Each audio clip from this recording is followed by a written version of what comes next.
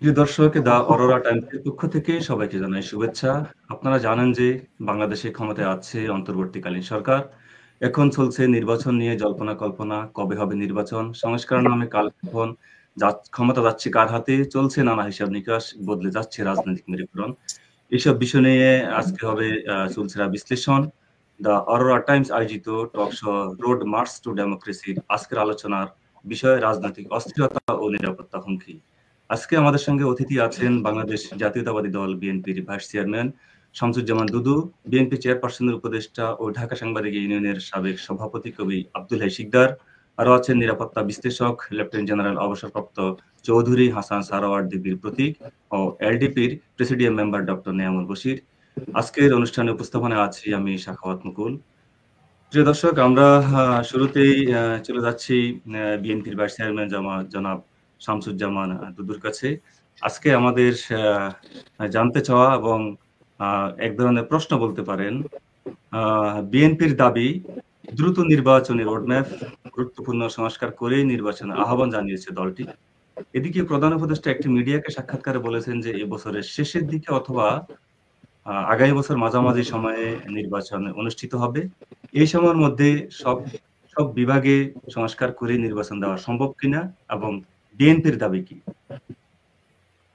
জি, আপনাকে ধন্যবাদ। আর আমার যে সহযোগী আলোচক বৃন্দ আছেন, ষষ্ঠ ক্ষেত্রে প্রতিষ্ঠিত এবং গুণী মানুষ হিসাবে নিজেদেরকে প্রতিষ্ঠিত করেছেন, তাদেরকে শুভেচ্ছা। আর যারা এই অনুষ্ঠান বিভিন্নভাবে দেখছেন, তাদেরকে অভিনন্দন। শুরুতেই বলি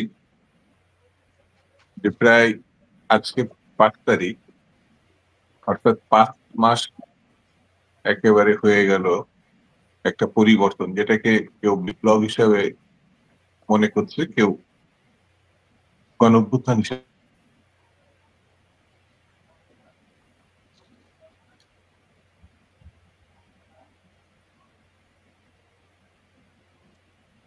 মাঝে মধ্যে জেলে গেছে, নির্যাতনের মুখোমুখি হয়েছে। এখানে যারা আছেন সবাই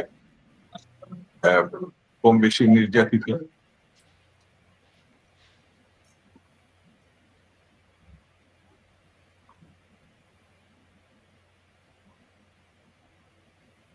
অ্যাটলিস্ট এখন বাসায় ঘুমাতে পারে, স্বাচ্ছন্দ্যে বাইরে যেতে পারে।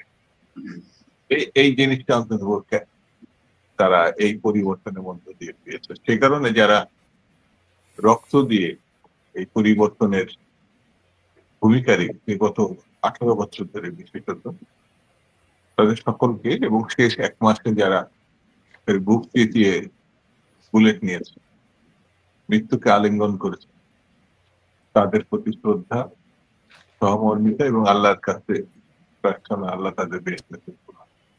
আর অসংখ্য হাজারে হাজারে মানুষ আহত হয়েছে, যারা এখনো হাসপাতালে আছে, বাড়িতে আছে, তাদের প্রতি সহানুভূতি। আজকে আমাদের দাবি নাই, বিএনপির দাবি না, এটা সকল রাজনৈতিক এবং গণতন্ত্র প্রিয় মানুষের ইচ্ছা, দাবি, যেভাবে বলেন গত 18 বছর ধরে বলে এসছে, একটি ভালো নির্বাচন। অর্থাৎ দেশের মানুষ যেন সহজে তার পছন্দের প্রার্থীকে পক্ষে ভোট দিতে পারে এবং তা নির্বাচিত করতে পারে। এই কাজটি গত 3টি না 4টি নির্বাচনে আমি বলবো। এখানে তারা দিবায়তের ভিতরের কথা, কিন্তু তিনি আমার থেকে একেবারে ভিতরে বসে তিনি জানতেন। আর যেহেতু জানতেন, সেই জন্য 100 রোশনালেও তিনি পড়েছেন। দীর্ঘ সময় তাকে জেলে আবদ্ধ থাকতেন। ওনারা তো অনেক মামলা হামলার শিকার হয়েছে। সেই ভোটটি এদেশের মানুষ দিতে পারে না। 71-এর মুক্তিযুদ্ধটাই হয়েছিল মানুষের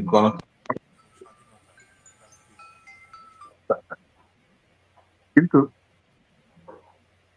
স্বাধীনতার পরে পরে যে পরিস্থিতিটা আমরা দেখেছিলাম, সেটা একটা ভয়ঙ্কর সময়। রক্ষী বাহিনী 40,000 মানুষ তাদের নেতা কর্মীকে হত্যা, তারপরে দুর্ভিক্ষের মধ্য দিয়ে লক্ষ লক্ষ মানুষকে মৃত্যুর দিকে ঠেলে দেওয়া, দম্ভ করা, লাল ঘোড়া দাবড়াই দিব, এই যে দম্ভ, বিরোধী দলকে গঠনে মুক্তি তুলে দুধ বেড়ায় একদল গড়া, স্বাভাবিক কারণে এই সময় পেরিয়ে আমরা শেষ 18 বছরে যা দেখেছি, বাপকা বেটির নির্মমতা, শেষ 1 মাসে তিনি যে হত্যাকাণ্ড করেছেন, 18 বছরকে তিনি মিলান করে দিয়েছেন হত্যাকাণ্ড, মানে ভয়ঙ্কর একটা সময় পেরিয়েছে। এই সবকিছুই তো মানুষের অধিকার প্রতিষ্ঠার জন্য, গণতন্ত্রের লক্ষ্যে স্বাধীনতাকে সুসংগত করা, সার্বভৌমত্বকে সুসংগত করা,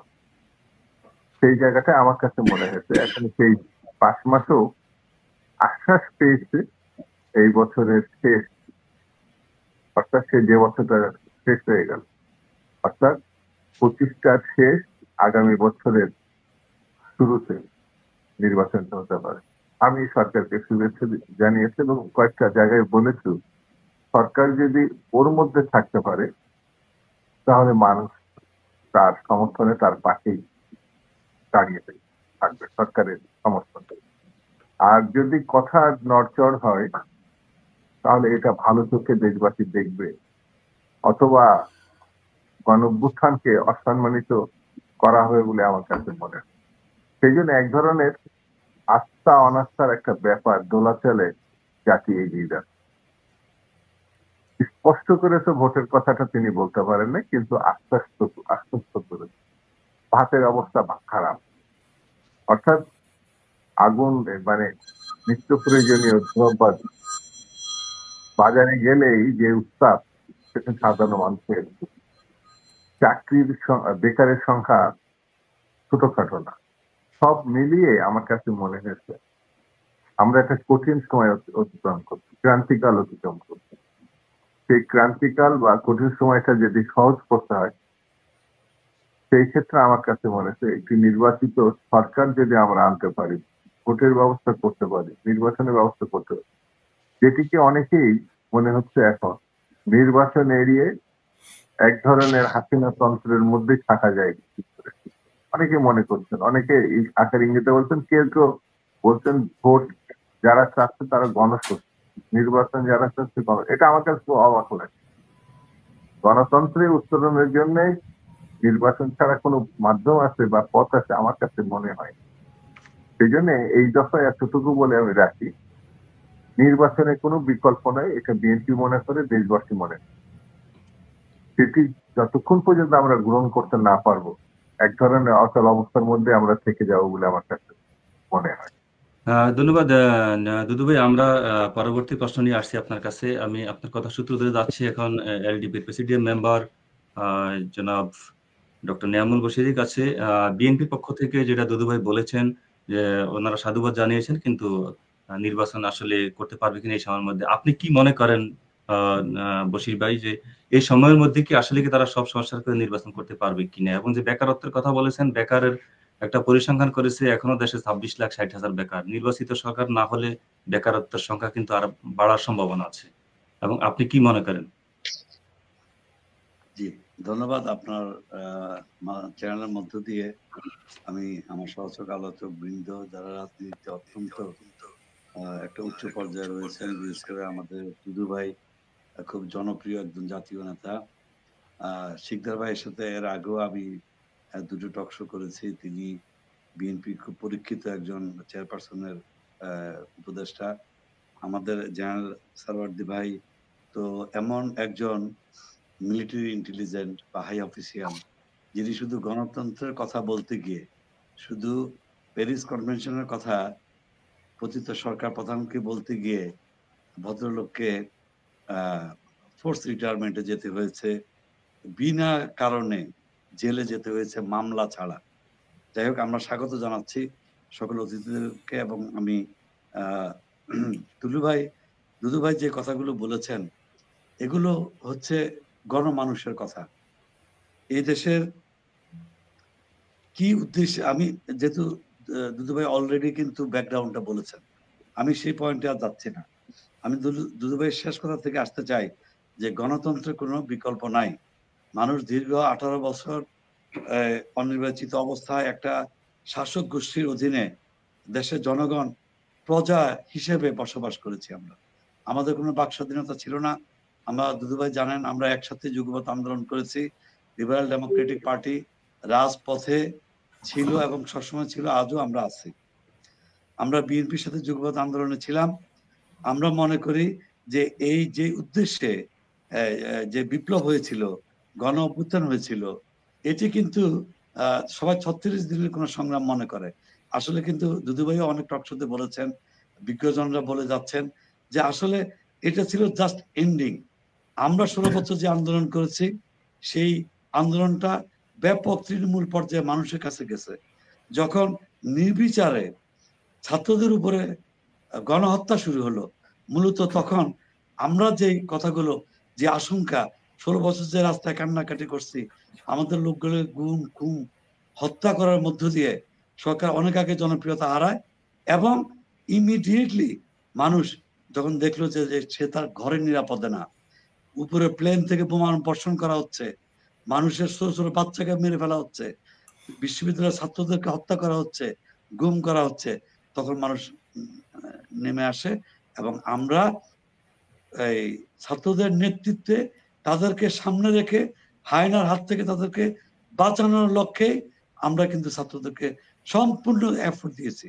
আমরা সাপোর্ট করেছি, জামাত ইসলাম সাপোর্ট করেছে, ইসলামী আন্দোলন সাপোর্ট করেছে, বিভিন্ন দল সাপোর্ট করেছে, এলডিপি সাপোর্ট করেছে, সকল সমমনা দলগুলো আমরা কিন্তু বিএনপির নির্দেশে, অলি আহমেদের নির্দেশে আমাদের দল কিন্তু আমরা 1 জুলাই থেকেই পরোক্ষভাবে এবং 17 জুলাই থেকে প্রত্যক্ষভাবে আমরা এই আন্দোলনের সাথে জড়িত ছিলাম। আন্দোলন সফল হওয়ার পরে একটা গোষ্ঠী ইদারিং দেখছি যে এই আন্দোলনের সফলতাকে তারা মনে করে এটা সম্পূর্ণ ক্রেডিট তাদের। এটা ভুল ধারণা, এটা জাতীয় ঐক্যকে নষ্ট করছে। বিশেষ করে কোনো একটি দল বা গোষ্ঠী চাচ্ছে যে এদেশে রাজনৈতিক অস্থিরতা আগের মতোই থাকুক, তার চেয়ে আরো বেশি বৃদ্ধি পাক এবং প্রতিদিন যে সরকার ইতিমধ্যে পালিয়ে ভারতে আশ্রয় নিয়েছে তারা, এবং আমার কেন জানি মনে হচ্ছে যে এই দেশের মধ্যে ঘাপটি মারা কিছু সুশীল সমাজের বুদ্ধিতে ছাত্ররা ভুল পথে যাচ্ছে। আমি মনে করি দুদুভাই যে কথা বলেছেন যে গণতন্ত্রের কোনো বিকল্প নাই, শুধুমাত্র নির্বাচনের মধ্য দিয়ে সুষ্ঠু নির্বাচন হতে হবে। শুধুমাত্র নির্বাচনের মধ্য দিয়ে যে রাজনৈতিক অস্থিরতা এখন দেখা যাচ্ছে সেটা সমাধান করা সম্ভব। 1, 2, একটি নির্বাচিত সরকার ক্ষমতা গ্রহণ করলে স্বাভাবিকভাবে ওই নির্বাচিত দলের তৃণমূল থেকে জাতীয় পর্যায় পর্যন্ত তাদের সমস্ত জায়গায় লোকজন আছে এবং একটি গণতান্ত্রিক সরকার সফলতার মূল জিনিস হচ্ছে যে জনগণকে কনফিডেন্সে রাখা, ভোটারদেরকে কনফিডেন্সে রাখা। সুতরাং গণতন্ত্রের চর্চার মধ্য দিয়ে যখন জনগণ চলে আসবে, রাজনৈতিক নেতারা চলে আসবে, স্বাভাবিকভাবে জিনিসপত্রের দাম কমে আসবে এবং সিন্ডিকেট গুলো ভেঙে যাবে। আরেকটা জিনিস আমি এই সুবাদে একটু বলতে চাচ্ছি যে এই যে অন্তর্বর্তীকালীন সরকারটা গঠিত হয়েছে সেটার মূল লক্ষ্য কি ছিল? সেটার মূল স্পিরিটটা ছিল যে আন্দোলনের মধ্য দিয়ে পতিত সরকারের পতন হয়েছে, যেন আরেকটি সরকার জন্ম না নেয় এবং জাতীয় নির্বাচনটা যেন সুষ্ঠুভাবে সমাধান করে একটা নির্বাচিত সরকারের কাছে ক্ষমতা হস্তান্তর করা হয়। এটা ছিল এই অন্তর্বর্তীকালীন সরকারের গঠনের মূল লক্ষ্য। আমরা সন্দেহের চোখে দেখছি। ধন্যবাদ ডক্টর নেওয়াল বশির। আমরা আসলে এখন চলে যাচ্ছে জনাব আব্দুল্লাহ শিকদার, বিএনপি চেয়ারপারসনের উপদেষ্টা। শিকদার ভাই সম্ভবত ডিসকানেক্ট। শিকদার ভাই শুনতে পাচ্ছেন? শিকদার ভাই একটু ডিসকানেক্ট অবস্থা আছে। আমরা এখন যাচ্ছি লেফটেন্যান্ট জেনারেল চৌধুরী হাসান সরওয়ার্দী। চৌধুরী হাসান সরওয়ার্দী, আপনি একজন নিরাপত্তা বিশ্লেষক, আপনি সাবেক সেনাবাহিনীর উচ্চপদস্থ কর্মকর্তা ছিলেন। সেখান থেকে আপনার বিশ্বের বিভিন্ন দেশে আপনি সামরিক বাহিনী থেকে নেতৃত্ব দিয়েছেন আপনার। এই যে মিয়ানমারের সঙ্গে বাংলাদেশের একটা রোহিঙ্গা সংকট দীর্ঘ বছর থেকে চলে আসছে এবং ইন্ডিয়ার পূর্বাঞ্চলে একটা অস্থিরতা, সেক্ষেত্রে আপনি কি মনে করেন যে নিরাপত্তা কি বাংলাদেশকে নিরাপত্তা হুমকিতে আছে? ইতিমধ্যে রাখাইনকে কিন্তু তারা একটা স্বাধীন রাষ্ট্র ঘোষণার অপেক্ষায় আছে। যদি রাখাইন যদি স্বাধীন রাষ্ট্র ঘোষণা করে এবং কয়েকদিন আগে ভারতের একজন মুখ্যমন্ত্রী বলেছেন যে পূর্বাঞ্চল সহ বাংলাদেশ কিছু অঞ্চল সহ রাখাইন সহ তারা একটা খ্রিস্টান রাষ্ট্র করতে চায়। এই যে একটা মানে উগ্র কথাবার্তা চলছে, এ বিষয়ে কি বাংলাদেশ কোনো নিরাপত্তা হুমকি আছে কিনা, বা বাংলাদেশের অভ্যন্তরীণ রাজনীতিতে কোনো সমস্যা সৃষ্টি করতে পারে কিনা? আমি ঠিক একটু ডিফারেন্ট প্রশ্ন করছি আপনার কাছে। আমি ফিরে আসছি পরেই আমাদের দুদু ভাইয়ের কাছে এবং শিকদার ভাইয়ের কাছে। ধন্যবাদ। প্রথমে আপনার চ্যানেলকে এবং সেটের সামনে বসা দেশ বিদেশে অগণিত দর্শককে আমার শুভেচ্ছা জানাই, নতুন বছরের শুভেচ্ছা, এবং কৃতজ্ঞতা জানাই যে আপনি আমাকে অনুষ্ঠানে ডেকেছেন। অত্যন্ত পরিচিত মুখ, আমার প্রিয় নেতাদের আপনি এখানে ডেকে আমার সাথে কথা বলার একটা সুযোগ করে দিয়েছেন। সর্বপ্রথম আমি দুদু ভাইকে এবং বশির ভাইকে ধন্যবাদ জানাবো। দুদু ভাই শুরুতেই বলেছিলেন 4টি নির্বাচন, এটা অনেকে বলে না, লজ্জায় নাকি অপমানের কারণে আমি জানি না। 2008-এ যে নির্বাচন হয়েছে এটা দিয়ে শুরু করি। এটা আসলে কোনো নির্বাচন ছিল না, হাত পা বেঁধে বিরোধী দলকে পানিতে সাঁতার কাটার জন্য ছেড়ে দেওয়া হয়েছিল। শত শত নির্বাচনে পার্লামেন্টের প্রার্থীকে নির্বাচনে অংশগ্রহণের সুযোগ থেকে বঞ্চিত করা হয়েছে, তাদেরকে জেলে আটকে রাখা হয়েছে, মামলা চলেছে। সে মামলাগুলি 15-16 বছর ধরে চালানো হয়েছে। আপনারা জানেন ওই নির্বাচনে পার্শ্ববর্তী একটি রাষ্ট্রের, ভারতের একটা স্বচ্ছ ইন্ধন ছিল, সোজা কথা।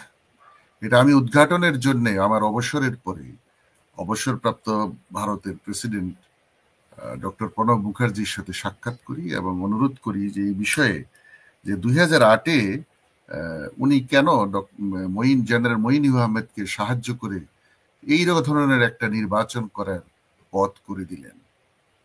তিনি বলেছিলেন এটা একটা কৌশলগত বিষয়, আওয়ামী লীগকে ক্ষমতায় আনা ছিল ভারতের মুখ্য উদ্দেশ্য, এবং সে উদ্দেশ্যে বেশ কিছু পদক্ষেপ ভারতকে নিতে হয়েছে। একটা হলো জেনারেল মঈন আহমেদকে দিয়ে ওই ধরনের একটি নির্বাচন করা এবং শেখ হাসিনাকে 3/4 ভোটে ক্ষমতায় আনা, কারণ অনেকগুলো পরিবর্তন আপনার সংবিধানে আনতে হবে যেটাতে তাদের অ্যাবসলিউট মেজরিটি দরকার ছিল।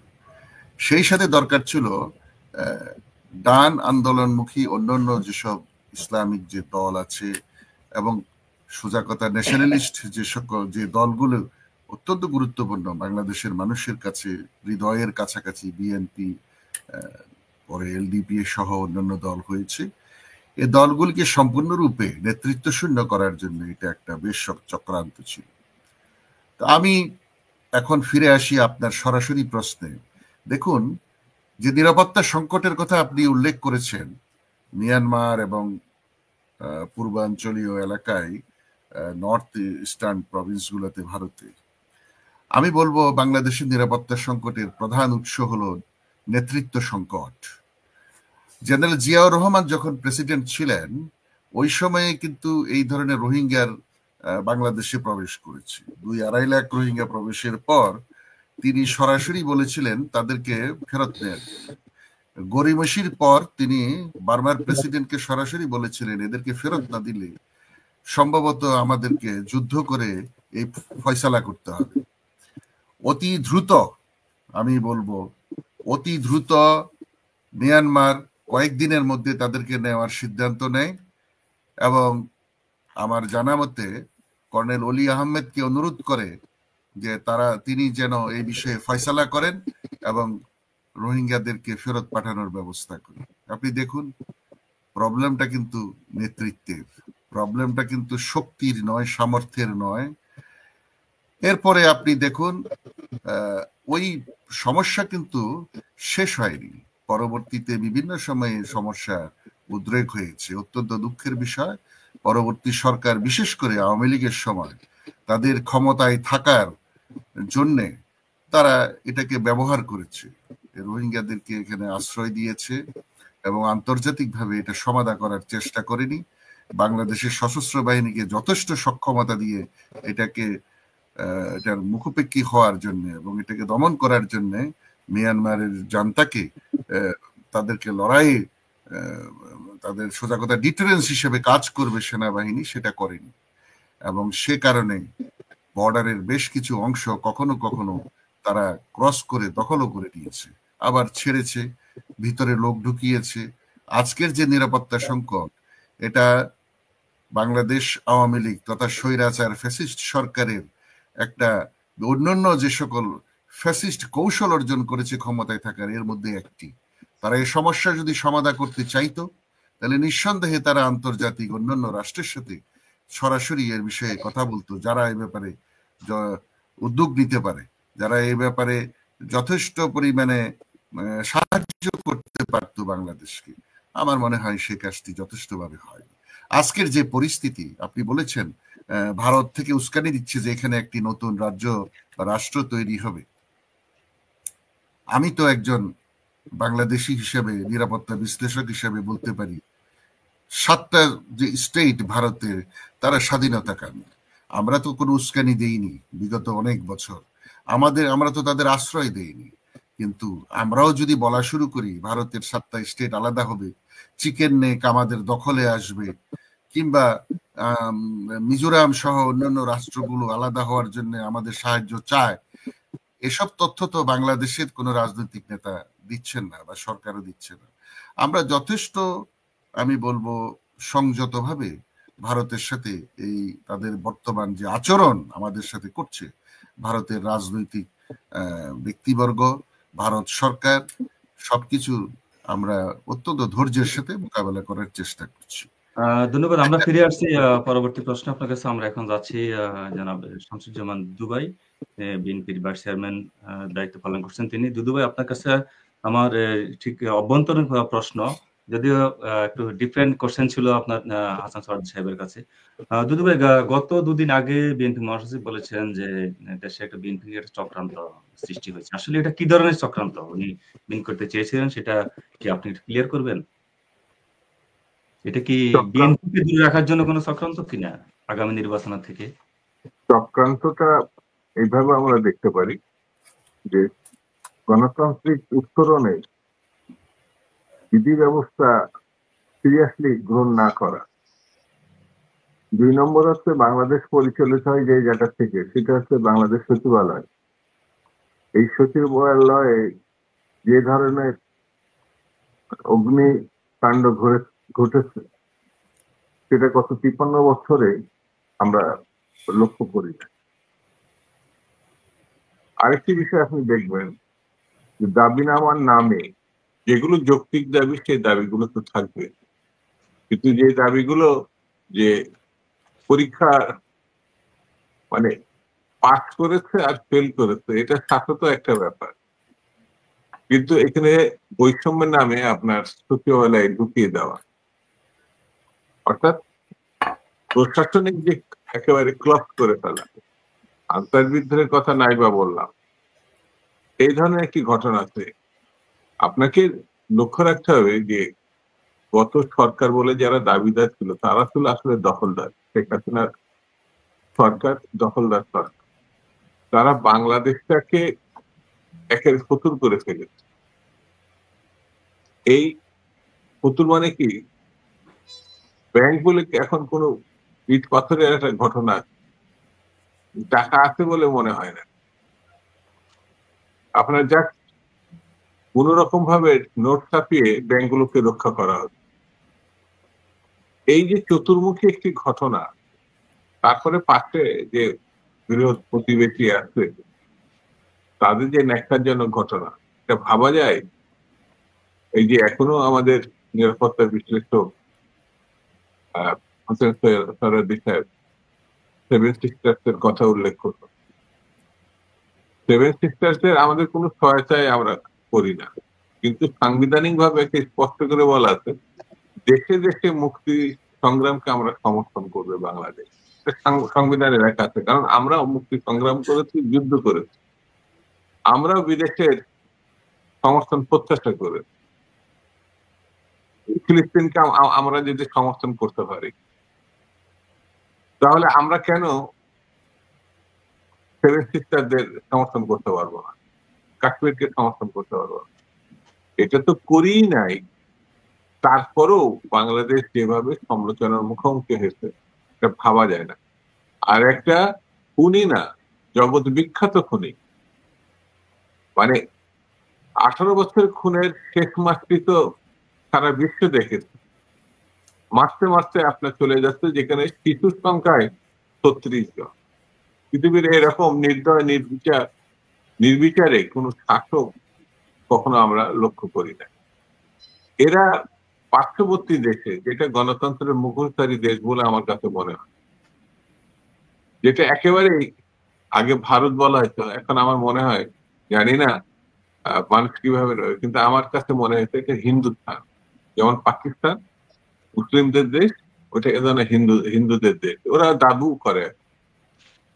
তো কোন সাম্প্রদায়িক ভিত্তিক দেশকে গণতান্ত্রিক দেশ বলা খুব কঠিন। ভারত এখন সেই অবস্থায় নেই। সেই খুনিকে আপনার তারা কোলে করে বসে রয়েছে, ভাবা যায় না তো। তারা আবার আমার সেনাবাহিনীকে দোষারোপ করছে ভারত তাদের মানে শেখ হাসিনাকে নিয়ে যায় না, বা তার ওখানে যাওয়াটা বাংলাদেশের সেনাবাহিনী পৌঁছাই দিচ্ছে। সেনাবাহিনীকে জিজ্ঞাসা করার দরকার, মানে ভারত বলছে যে এই দায়িত্ব সেনাবাহিনী নেবে। আমার কাছে মনে হয়েছে এই সেনাবাহিনী নিয়ে যাক, কে নিজে যাক, অনুমতিটা কে দিয়েছে? ভারত দিয়েছে। তার বিনা অনুমতিতে তো সেখানে যায় নাই সে, তাকে তো রিসিভ করেছে ভারতীয় কর্মকর্তারা। একটা খুনিকে কি করে ভারতীয় কর্মকর্তা রিসিভ করে? মিস্টার মোদি কতবার দেখা করতে এটা প্রকাশ্যে আসে নাই, কিন্তু অপ্রকাশ্যে তো অনেক ঘটনায় থাকতে পারে। সেই দেশকে আমার প্রিয় প্রতিবেশী দেশ, যারা শুরুতে, এখন একটু লজ্জা টজ্জা পাচ্ছে, সাবেক প্রধানমন্ত্রী বলেনি, শুরুতে তারা বাংলাদেশের প্রধানমন্ত্রী বলেই তারা ইয়েস।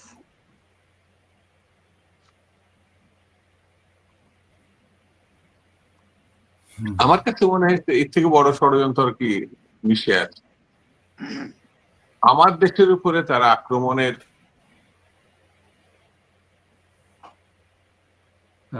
ধন্যবাদ দুদু ভাই। আপনার নেটওয়ার্কে একটু জটিলতার কারণে দুদু ভাইয়ের কথা আটকে যাচ্ছে। প্রিয় দর্শক, আমরা দুদু ভাইয়ের ব্যাখ্যা কাছে করতে দুদু না, ভাই আমি নেটওয়ার্কের জটিলতার কারণে একটু আটকা পড়ছে সম্ভবত। আমরা কিছুক্ষণের মধ্যে দুদু ভাইয়ের কাছে ফিরে আসতেছি। আমরা এখন যাচ্ছি বিএনপি চেয়ারপারসনের উপদেষ্টা, ঢাকা সাংবাদিক ইউনিয়নের সাবেক সভাপতি, সাংবাদিক নেতা, কবি আব্দুল হাই শিকদারের কাছে। আব্দুল হাই শিকদারের কাছে আমার প্রশ্ন, আসলে যে দেশের বর্তমান প্রেক্ষাপট, আপনার দেশে থেকেই সবকিছু ভালো দেখতেছেন। আমরা বাংলাদেশ থেকে 12,500 কিলোমিটার দূরে থেকে দিন রাতের পার্থক্য একটা দেশে থেকে আসলে সেই সবকিছু আমরা বুঝতে সক্ষম হচ্ছি না, যার কারণে অনেক কিছু নিয়েই বিদেশের যারা বসবাস করে তারা এই সামাজিক যোগাযোগ মাধ্যম অথবা টেলিভিশন টকশোর মাধ্যমে তথ্যপত্র জেনে থাকে। শিকদার ভাই, কিছুদিন থেকে দেখা যাচ্ছে যে বিএনপি এবং জামাতের একটা দোটানা বক্তব্য আসছে নেতাদের মধ্য থেকে। আপনি কি মনে করেন, এবং কয়েকদিন আগে দেখলাম বিএনপির সিনিয়র যুগ্ম মহাসচিবও একটা বক্তব্য দিয়েছেন, আপনি কি মনে করেন যে বিএনপির দোটানা এবং জামাত বিএনপির দোটানার মধ্যেই কোন ধরনের ষড়যন্ত্র আছে কিনা, বা জামাত কি চাচ্ছে কিনা যে কোনো ষড়যন্ত্র করে বিএনপিকে নির্বাচন থেকে দূরে রাখার কোনো কৌশল নিচ্ছে কিনা? যদি এমনটা হয়ে থাকে, বিএনপি কিভাবে মোকাবেলা করবে আগামী নির্বাচন? কঠিন কোশ্চেন, এটা খুব অনুমান নির্ভর কথা বলতে হয়। তবে আমার বক্তব্য শুরুর আগে আপনাকে ধন্যবাদ জানাতেছি সাখাওয়াত মুকুল, আপনি আমাকে এখানে আহ্বান করেছেন কথা বলার জন্য। আর এখানে আমি তো দুদুবের সাথে তো আমাদের ধরেন প্রায় মাঝে মাঝে প্রতিদিনই দেখা হয়। নিয়ামুল বাশির ভাইয়ের সাথে 2-1 বার দেখা হয়েছে, কিন্তু জেনারেল চৌধুরী হাসান সরোয়ারদের সাথে জীবনে প্রথম মুখোমুখি। এটা একটা বেশ মজা লাগতেছে আমার। তো যাই হোক, আমি আপনাকে যেটা বলবো যে কবিদের কথায় একটা কথা আছে যে নদী হারায় স্রোত চলিতে না পারে, সহস্র শৈবাল দল বাঁধে আসি তারে। তো বাংলাদেশের এত বড় একটা পরিবর্তনের পরে যে সরকারটাকে আমরা বসালাম, সেই সরকারকে দেখে মনে হচ্ছে যে তারা আসলে রাষ্ট্র কি, দেশ কিভাবে চলতে পারে, রাজনীতিবিদ কারে কয়, মানে কিভাবে কি করতে হবে না করতে হবে, এলোমেলো অবস্থা, অপরিকল্পিত ভাবে ক্ষমতা হাতে নেওয়ার ফলে যা যা হতে পারে। ওই যে সরওয়ার্দী ভাই আছেন, ভালো বলতে পারবেন যে সেনাবাহিনী যখন কোনো অ্যাকশনে যায় তার আগে সে পুরো অগ্র পশ্চাৎ, সামনে পেছনে, ডাইনে বায়ে, ঊর্ধ্বে নিম্নে এবং যত রকমের দূরবর্তী হতে পারে প্রতিক্রিয়াগুলোকে স্টাডি করে তারপরে ডিসিশন নেয়। আপনি জানেন যে আমি একজন মোটামুটি ভালো মুক্তিযোদ্ধা ছিলাম। তো মুক্তিযুদ্ধে আমার তখন বয়স মাত্র 19.5 বছর। তো সেই মুক্তিযুদ্ধে যখন অংশগ্রহণ করি তখন আমাদের যে প্লাটুন কমান্ডার থাকতেন বা কোম্পানি কমান্ডার বলা হতো আমাদেরকে, তো কোম্পানি কমান্ডার আমাদের সাথে কোনো একটা অপারেশনে যাওয়ার আগে আমরা মূলত যে অপারেশনগুলো করতে সেটা ছিল ব্রিজ উড়াই দেওয়া, ধরুন ঝটিকা আক্রমণ করে কোনো মানে পাওয়ার হাউস উড়াই দেওয়া বা কোনো টেলিফোন পোস্ট অফিসে বা ডাক্তার, মানে এই সমস্ত ধরনের কাজগুলো আমরা করতাম আর কি। তো এই কাজগুলো করার আগে আমরা প্রায় 15 দিন ধরে এটা নানাভাবে এটাকে পর্যালোচনা করা হতো। ভিখারির বেশে, সবজি বিক্রেতার বেশে আমাদের লোকেরা ঘুরে ঘুরে শহরে ঘুরে বেড়াতো এবং এগুলোকে পয়েন্ট আউট করতে যে কিভাবে কোন দিক থেকে কি করলে আমরা আবার নিরাপদে ব্যাক করতে পারবো। অর্থাৎ ওই যে সামনে পিছনে অগ্রপশ্চাৎ ভাবাটা, এটা যুদ্ধের একটা অসাধারণ বড় কৌশল। গোয়ারের মতো যুদ্ধ করা যায় না। যুদ্ধ হলো মাথার কাজ, যদিও বন্দুক কাজটা করে কিন্তু মূলত এটা মাথার কাজ। তো সেইখান থেকে আমি বলবো যে আমাদের এই সরকার সম্পূর্ণ অপরিকল্পিতভাবে ক্ষমতা হাতে নিয়েছে। তাদের কোনো আইডিয়া নেই যে তারা কি চায় আসলে। একজন উপদেশের সাথে আরেকজন উপদেশের কথা মেলে না, একজনের বক্তব্যের সাথে আরেকজনের বক্তব্য মেলে না, একজনের ডিফার করে, একজনের চাকরি যায়, একজনের প্রমোশন হয়, একজনের আরেক দপ্তর থেকে দপ্তরে চেঞ্জ হয়, একটা হজবরল অবস্থা।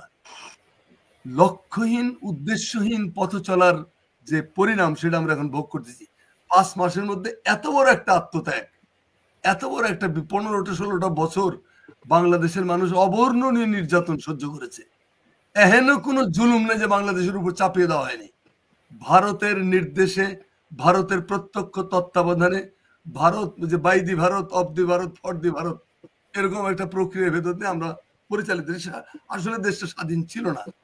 7ই নভেম্বরের পরাজিত শত্রুরা মইনুল ফখরুদ্দিন আহমদের মাধ্যমে বাংলাদেশ দখল করেছিল। এটা ছিল ইন্ডিয়ান প্রজেক্ট। এখন ইন্ডিয়া তোর ঘরে বসে নেই, বিপ্লব হয়ে গেছে, তারা চর থাপড় যে কোটা খাওয়ার খেয়ে বাড়ি ফিরে গেছে, কিন্তু তাদের দালাল, তাদের দোসর, তাদের অপকর্মের নানান সহযোগীরা তারা তো ছড়িয়ে ছিটিয়ে আছে সারা দেশে। আমাদের সংস্কৃতি মন্ত্রণালয় থেকে শুরু করে যত মন্ত্রণালয় আছে, হাজার হাজার আওয়ামী দুষ্কৃতকারী এখনো রয়ে গেল, একটাকেও চেঞ্জ করা হয়নি। 2-1টা মাথা কেটে ফেলে দিয়েছে 2-1টা প্রতিষ্ঠান থেকে। আরে ভাই, বডি হলো শয়তানের দখলে, মাথাটা কেটে ফেলে দিলেন। আর মাথা কেটে দিয়ে যেগুলোকে বসানো হচ্ছে সেই মাথাগুলোর আবার অনেকগুলো হলো বিশেষ কোনো পত্র পত্রিকার লোক, আবার তারা এই পত্র পত্রিকার পেছনে আবার আছে ইন্ডিয়া। মানে আসলে আমরা কোথায় গেলাম, কোথায় যাচ্ছি, উই ডোন্ট নো। তো সেরকম ক্ষেত্রে বিএনপি জামাতের মধ্যে দুটো ডিফারেন্ট পলিটিক্যাল পার্টি, নানান ধরনের অপিনিয়ন থাকতেই পারে, যার যার পাওয়ার শেষে দেখাচ্ছে। বিএনপির পাওয়ার থাকলে বিএনপি সেটা মোকাবেলা করবে, জামাতের শখ হয়েছে একটু পাওয়ার দেখাইতে, দেখাক। আমি এগুলোকে ঐক্য বিরোধী তৎপরতা বলতে চাই না, আমি মনে করি যে এগুলো হলো এক ধরনের প্রজেক্ট। এই প্রজেক্টগুলো কেউ না কেউ চাপিয়ে দেয়, এটা মোকাবেলা করতে হবে ঠান্ডা মাথায়। গালিগালাজ কোনো সমস্যার সমাধান আনবে না। বিচক্ষণতা, দূরদর্শিতা, প্রজ্ঞা, এগুলো দিয়ে এটার মোকাবেলা করে আমরা মনে হয় যে আমরা জায়গায় পৌঁছতে পারবো। আর নির্বাচনের ব্যাপারে দুদু ভাই বা নিয়ামুল বাসী ভাই, আমি হাসান সরওয়ারদেবের বক্তৃতা শুনতে পারি নাই, কারণ আমার এখানে কানেকশন গেছিল আর কি। তো আমি বলবো যে এই সরকারের যেটা যেমন নির্বাচনের জন্য চাপ দিচ্ছে, রেজওয়ানা হাসান একদিন বললেন 53 বছরের রাজনীতিবিদরা যা করতে পারেনি আমরা সেটা কি করছেন, পলিথিন বন্ধ করছেন। পলিথিন বন্ধ করা যদি এটা রেভলিউশনারি ওয়ার্ক হয়, তাহলে এর জন্য তো প্রথমে অ্যাওয়ার্ড দেওয়া দরকার বিএনপি গভর্নমেন্টের সময়। সেই সময় তো প্রথম আপনার পাট মন্ত্রণালয় থেকে বলা হয়েছিল যে পাটের ঝুলি, পাটের ব্যাগ এগুলো ব্যবহার করতে হবে। তো ব্যবহার সেগুলো হয়েছে, এটা নতুন কোনো বিষয় না, এটা রেভলিউশনের সাথে এর কোনো সম্পর্ক নেই। আর আপনি পলিথিন বন্ধ করলেন, বন্ধ করতে পারছেন? সারা দেশে পলিথিন চলতেছে, শুধু সুপার মলগুলোতে নাই। তো সুপার মলগুলোতে যে মেয়েরা, আজকে আমি একটা কেনাকাটা করতে গেছিলাম, তো মহিলা বলতেছে ভাই ব্যাগ জিনিসপত্র নেবো কিসে, ব্যাগ দেন। বলে যে ব্যাগ আপনাকে কিনতে হবে। কেন, আগে তো কিনি নাই। এখন আইন হয়েছে ব্যাগ কিনতে হবে। আপনার দোকানে আর আসবো না, ব্যাগ কিনবো কেন, আগে যদি দিতেন। অর্থাৎ কোনো বিকল্প ব্যবস্থা না করে পাগলের মতো, হঠকারিতার মতো একটা কাণ্ড করে ফেলেছে। এটা regulation. Is it revolution? Revolution কি কোনো পিকনিক পার্টি? রেভলিউশন তো কোনো ডিনার টেবিলও না। রেভলিউশন হলো একটা বিরাজমান সমাজ, একটা বিরাজমান ব্যবস্থাপনাকে অত্যন্ত জোরের সঙ্গে বল প্রয়োগ করে, শক্তি প্রয়োগ করে এটাকে উৎখাত করা, উৎখাত করে সেটাকে ধ্বংস করে নতুন গাছের বীজ রোপণ করা। এটা মাও সত্যি ডায়লগ, আমার ডায়লগ না। তো সেইটা কি আমরা করতে পেরেছি? 5 মাস পরে এখন নানান কথাবার্তা হচ্ছে, এগুলো সবই হলো। এবং এই কথাগুলো যদি সবার সাথে বসে একখানে, ধরেন আমাদের বিএনপি, জামাত, তারপর এলডিপি বা আরো যারা যারা আছে, তাদের সবার সাথে বৈশাও তো এটা করা যেতে পারতো। আজকের ছেলে মেয়েগুলোকে অনেকে গালমন্দ করে, আমি এদের গালমন্দ করতে রাজি না। কারণ এই বাচ্চাগুলো তো অনেক বেশি কোনো কোনো ক্ষেত্রে যথেষ্ট ম্যাচিউর, সেটার অভিজ্ঞতার কারণে। কিন্তু এইগুলোকে ওভারকাম করা যেত কিভাবে? যদি এটা সর্বসম্মত জাতীয় সরকার হতো, অথবা যদি একটা বিপ্লবী সরকার হতো, তাহলে এই ভুলগুলো উত্তরানো সহজ হতো। তা না করে একজন দুজন বুদ্ধিজীবী 12টা বাজিয়ে দিচ্ছে পুরো প্রক্রিয়ার। হাতে গোনা কয়েকজন বুদ্ধিজীবী, ভাই এই বুদ্ধিজীবী যারা আছে, বুদ্ধিজীবীদের মধ্যে এই বুদ্ধিজীবীদের মাঝে কি আওয়ামী কোনো ফ্যাসিনেশন আছে কিনা?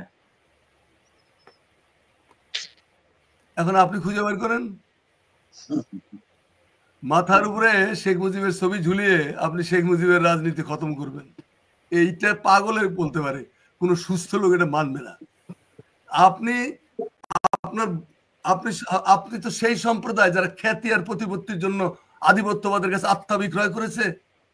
আধিপত্যবাদের কাছে আত্মা বিক্রয় করে নানান ভেগ ধরে শয়তানের ছলের অভাব থাকে না। আমাদের বুদ্ধিজীবীদের সম্পর্কে সেই আপনার 72-73 সালে আপনার আহমদ শরীফ সাহেব বলেছিলেন যে বাংলাদেশের বুদ্ধিজীবীরা যা বলে সেইটা যদি বাংলাদেশের মানুষ শুনতো তাহলে বাংলাদেশ জীবনও স্বাধীন হতো না। আর এখন বাংলাদেশের বুদ্ধিজীবীরা যা বলছে সেই কথা যদি বাংলাদেশের মানুষ শোনে তাহলে বাংলাদেশের স্বাধীনতা থাকবে না। বি কেয়ারফুল অ্যাবাউট বুদ্ধিজীবী। ছেলেগুলো যে কটা ভুল সব কটা করছে বুদ্ধিজীবীদের কুবুদ্ধি দেওয়ার জন্য। তারা এই ছেলেগুলোকে সঠিক রাস্তা না দেখে ভুল রাস্তা নিয়ে এক জঙ্গলে পৌঁছাই দিয়ে গেছে। এর থেকে ওভারকাম করার রাস্তা নেই। ওভারকাম ঠান্ডা মাথায়, আমি আবারও বলি, রাজনৈতিক দলগুলোর কাছে আমি অনেক বেশি বিচক্ষণতা আশা করি। হুটহাট করে মাথা গরম না করে সবাইকে নিয়ে বসে, ইউনূস সাহেবের ব্যাপারে আমি বলবো যে আজকে যে নুরুল কবির যে ইন্টারভিউটা নিচ্ছে সেই ইন্টারভিউটার মধ্যে অনেক গুরুত্বপূর্ণ পয়েন্ট আছে যেগুলো উনি অকপটে স্বীকার করেছে যে এগুলো হয়ে গেছে। এই যে সরলতা, আমাদের রাজনীতি কি, আমি যেটা করছি সেটাই সঠিক, বাকি যারা করছে সবগুলো খারাপ, এই জায়গা থেকে তো উনি বেরিয়েছেন। তার ভুল হয়েছে, মানুষ তো তিনি, কিন্তু স্বীকার করার মতো সৎ সাহসও তার আছে। অতএব এই লোকটাকে সাথে রেখে, মাথার উপরে রেখে আমরা যদি সবাই বসে, এই যে জুলাই প্রোক্লেমেশন নিয়ে যে ঝামেলাটা হলো, এটা হতোই না যদি সবাই একসাথে বসে ডিসিশনটা নিত। আপনি রাজনৈতিক দলগুলো তো বিশ্বাস করতে পারতেছেন যে ভাই আমাদেরকে বাদ দিয়া এরা কারা ভাই আমাদের ঘরে ঘরে বারবার চাপাই দিতে চাচ্ছে 5 মাস পরে। কেন আপনি কিউবার রাস্তা বেছে নিলেন না? কেন আপনি চীনের রাস্তা বেছে নিলেন না? কেন আপনি ইরানের রাস্তা বেছে নিলেন না? কেন ইরানে তো আজকে পর্যন্ত এই সাবকন্টিনেন্টে না, এশিয়া মহাদেশে না, সারা পৃথিবীতে যে কয়টা দেশ আমেরিকার সাথে চোখে চোখ রেখে কথা বলে তার মধ্যে ইরানকে তো 1 নাম্বার বলা যায়। এই স্ট্রেংথ সে কোথায় পেয়েছে? পেয়েছে তার জনসম্পৃক্ততা, পেয়েছে তার নির্ভুল সিদ্ধান্তের কারণে। জনগণ, আর্মি জনগণ একাকার ইরানে। একই ঘটনা আপনার চীনে, তিয়েনমান স্কোয়ারে যখন ছাত্ররা বিক্ষোভ করলো গণতন্ত্রের জন্য, দেং শিয়াওপিং তখন ক্ষমতায়।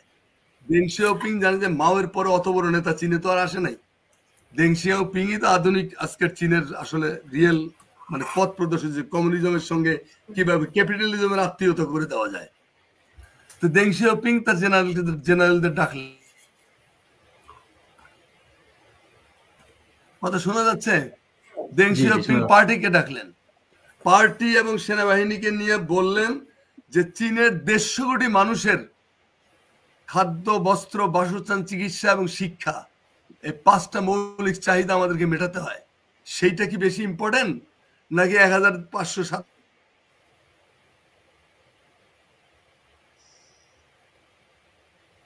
বললেন যে অবস্থানের স্বার্থ এখানে দেখতে হবে আমাদের, ইউরোপিয়ান ডেমোক্রেসি আমাদের এখানে চলবে না। তারা কি বললেন?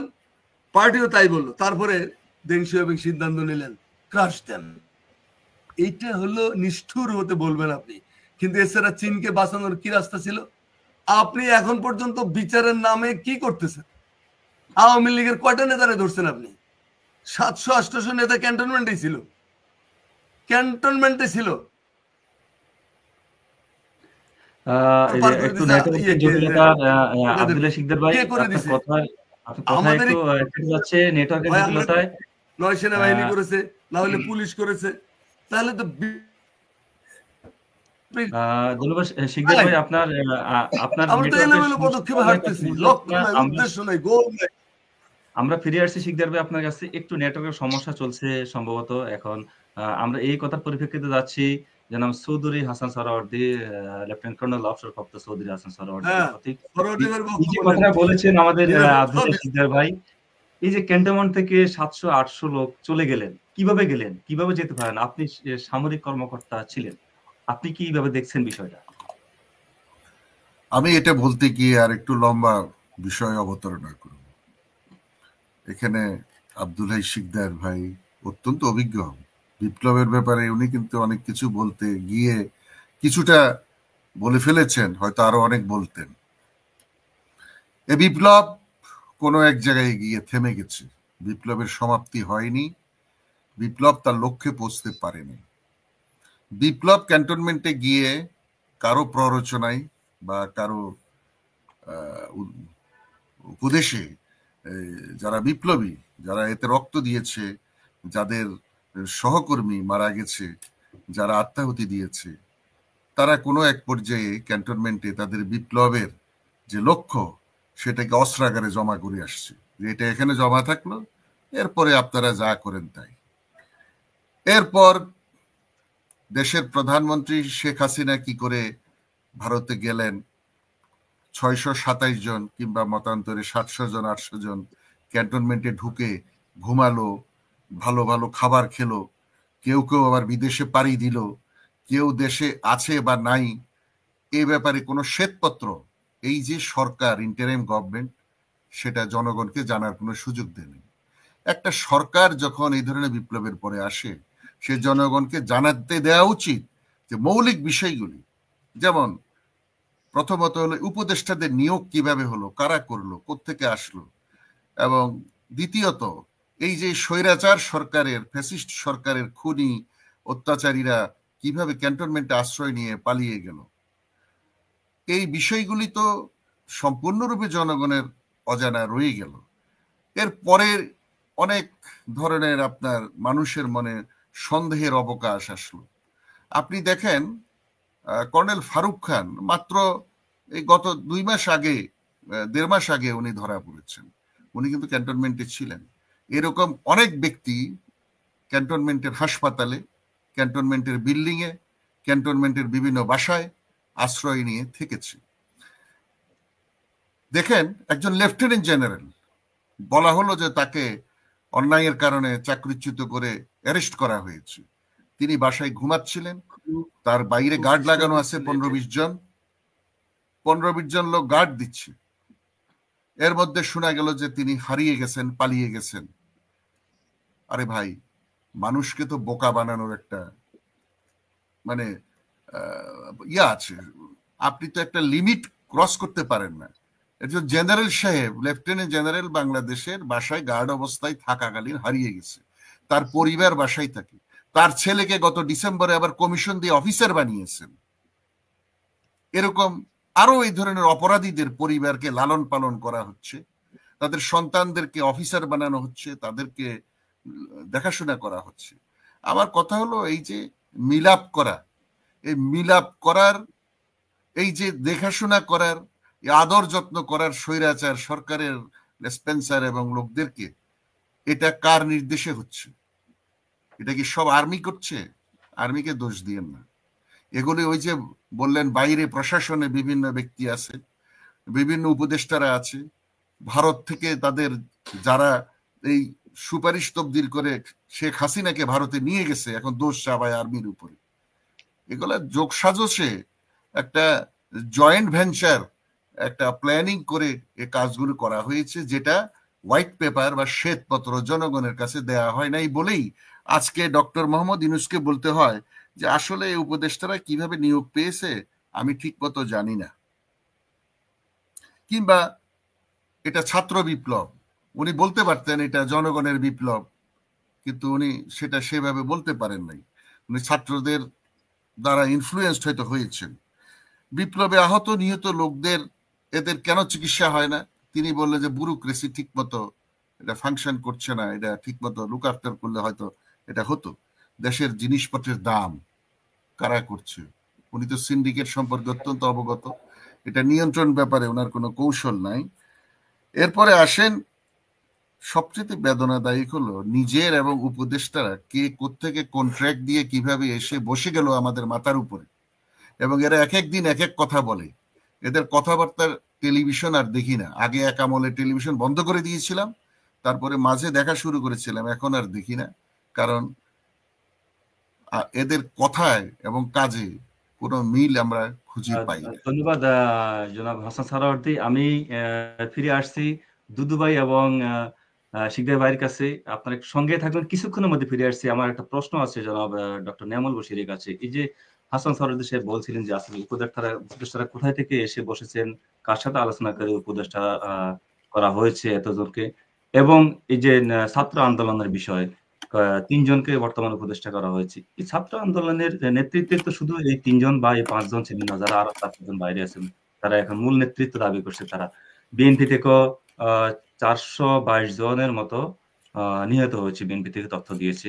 ছাত্র শুধু মানে যে এই বৈষম্য বিরোধী ছাত্র এরা তারা না, প্রত্যেকটা দলের, আওয়ামী লীগের সমমানার বাইরে অন্যান্য সমমানা যারা আছে প্রত্যেকটা দলের ছাত্ররা কিন্তু আন্দোলনে সক্রিয় অংশগ্রহণ করছে, যেটা আমরা দেখেছি।